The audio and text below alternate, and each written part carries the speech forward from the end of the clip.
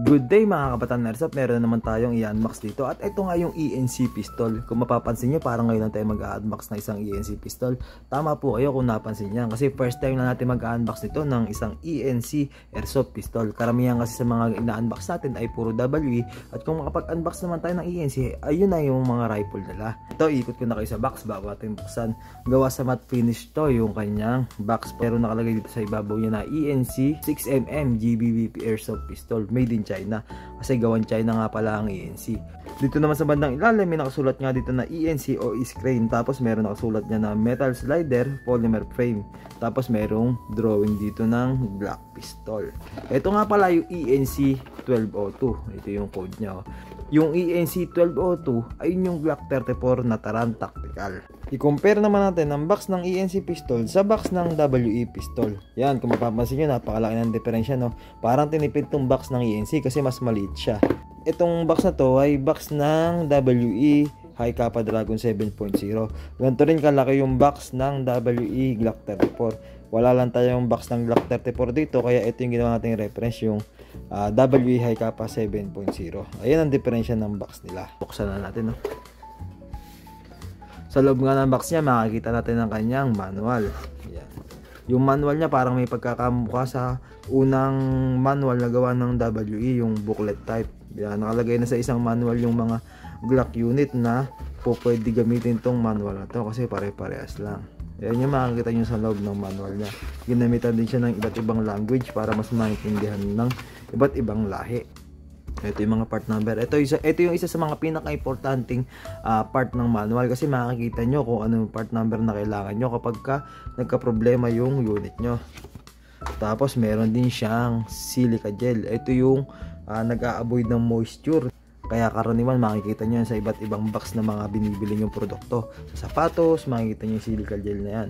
Pang-avoid ng moisture yan. So ito na nga yung unit mismo. Ito yung Glock 34 ng ENC na Taran Tactical. Kung mapapansin nyo, mayroong mga nakabalot dyan na kulay itim kasi kinukuberan niya yung mga logo na nandyan. Dito rin sa ibabaw makikita nyo meron din yung sticker na nagbibigay ng warning. Dito sa kanyang grip, mapapansin nyo meron na siyang logo ng Glock dito. Tanggalin na nga natin yung black tape niya. May pahintulot naman tayo ni sir. Tatanggalin na natin to para makita niya na rin yung unit niya kahit sa video lang. Dito nakalagay nga yung Taran Tactical Innovation. Tapos sa kabila, tanggalin na rin natin. Tingnan na rin natin kung ano nakalagay dyan. Dito naman sa kabila nakalagay yung Combat Master. Ito pa, may isa pa tayo sticker dito. At ang nakalagay naman dito ay ang logo ng Taran. Ang Glock 34 ay mas mahaba kumpara sa mga standard size pistol ng Glock. Tulad ng Glock 17, Glock 18. Mas mahaba siya. Kaya sukatin natin siya para malaman natin kung gaano nga ba kahaba ang ENC Glock 34 na to. Meron siyang habang 8.3 inches. Tapos meron naman siyang taas. Dito natin siya sukatin mula sa kanya rear sight. At meron siyang taas na 5.5 inches. Yan ang sukat niya. Dito sa kanyang slide, meron siyang rear serration at front serration. Meron din siyang cuttings dyan sa kanyang slide na nakakatulong para mas mapaganda yung recoil ng unit nyo.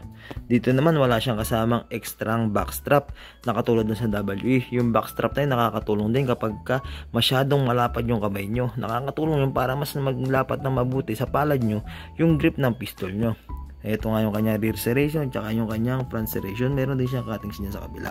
Tignan na naman natin kung gaano kabigat tong ENC Glock 34 na to. Di muna natin insert yung magazine para malaman natin kung gaano siya kabigat kapag walang magazine. Pagka walang magazine, tumitimbang siya ng 520 grams. Ayun yung timbang niya. Kapag in-insert naman natin yung magazine niya, tumitimbang na siya ng 800 grams. Hindi siya umabot ng 1 kilo. Pero para sa akin, sapat na yung 800 grams na yan. At saka isa pa, kilala ang mga Glock sa pagiging magaan nila. Kasi nga, meron silang plastic na frame. Isa sa mga technology ng Glock yan kahit sa real steel o sa firearms. Mga plastic ang frame nila.